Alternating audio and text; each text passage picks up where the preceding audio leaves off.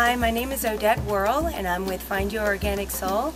Tonight I've invited my friends, the Clay family, to come over and prepare a meal from Africa that they learned from one of their friends from Mozambique. So join us as we prepare a typical Mozambique African meal.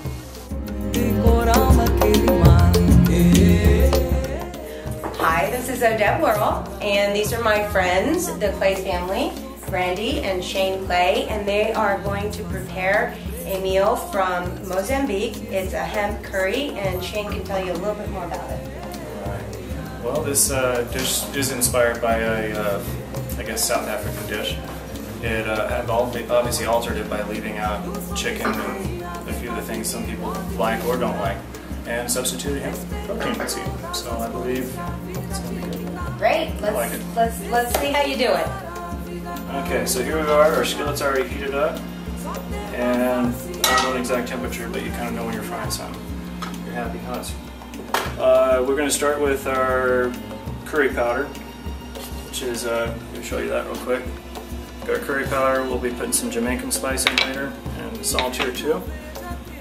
First things first, once our oil is hot, we want to put this powder in, and it's good to basically fry this about medium, not quite high heat, but high enough so you got to keep it moving so it doesn't burn. And once you start smelling your spices shift, it almost kind of goes to a little bit buttery, rich smell. Then you know you're about ready to start putting some other things in, like some ginger and onions and all that good stuff. So we'll just work this for a little bit here. And what is the purpose of actually heating up the curry? Why not just throw it in with everything else? Curry is a multitude of a whole variety of different spices, so the heat releases those flavors.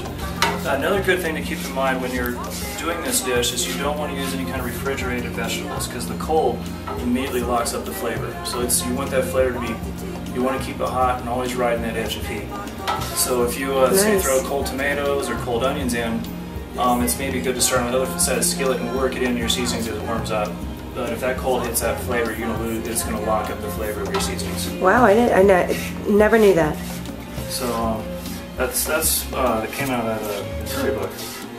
But yeah, this it's a fun dish. Okay, I think we are ready to go ahead and put some ginger in. Ginger, you can play around with many different textures. If you like to feel the, I guess you would say, kind of a cube style or whatnot, you can go cube, or you can shred it, you can dice it real small, depending on the texture and size you like it for your own desires as far as just. So most of what you do is not by measurement as much as it is by sight. Is that correct? Just kind of feel and ratio. Unfortunately, this was shared with me by just kind of, and the recommendation by the original man himself in a sense was kick around. You know, leave something out, add something in, you have a new dish.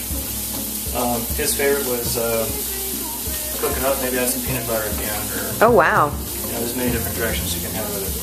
So you're going to use mostly vegetables today, but if you were to throw in some chicken or another meat product, when would you do that? After the spices have been blended? Yeah, I like to throw my chicken in right about, I would say when I put my onions in right after this curry. I mean this ginger. So you put your curry, ginger, and then onions, and I usually put my chicken in with that because I like to get the seasonings while they're really abundant seared into the meat.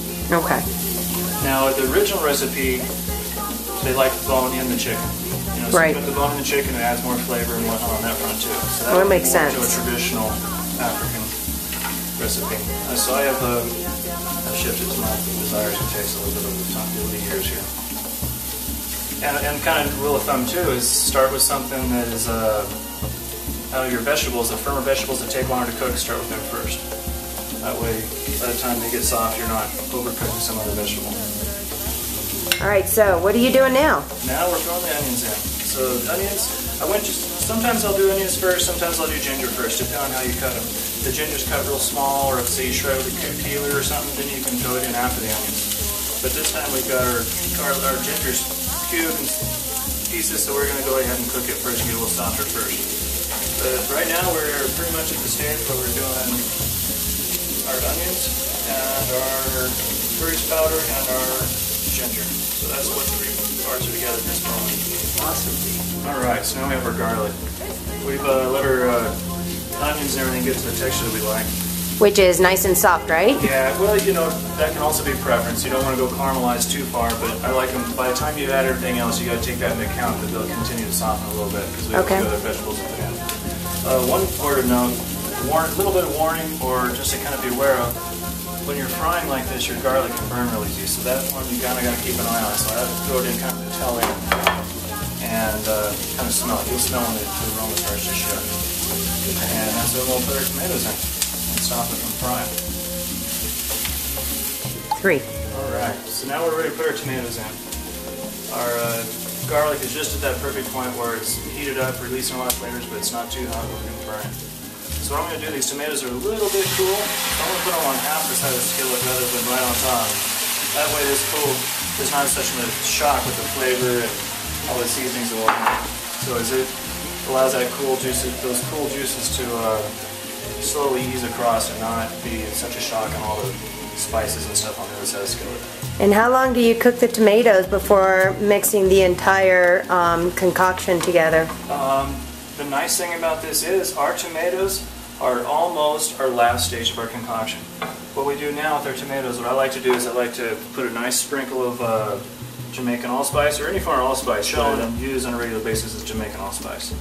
So now we'll put our Jamaican allspice in here, and probably it looks maybe a couple teaspoons of salt, give or take. Season it to what you like and your preference. One of the things to take into consideration, you'll probably salt a little saltier because you're going to be putting with rice. So when you put the rice, it'll drop a lot of the edge of the salt off. So otherwise it may taste a little bland if you don't put it enough. And at this point in time, we'll let these stick together for a little while. We'll simmer it at medium to high heat until the tomatoes break down and almost lose their structure completely and become kind of part of the sauce.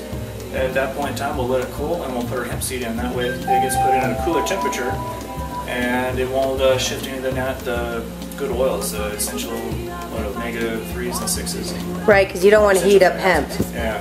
So that, in a way, you have a little piece of borderline raw hopping in there.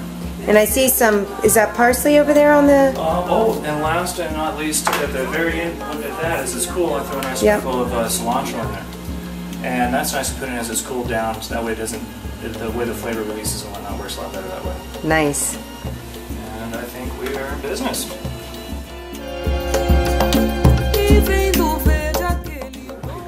Okay, so here we have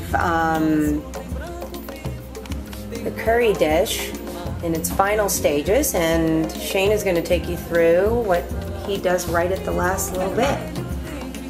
So let the temperature drop a little bit. Well, it's still kind of hot. I like to throw the cilantro in there.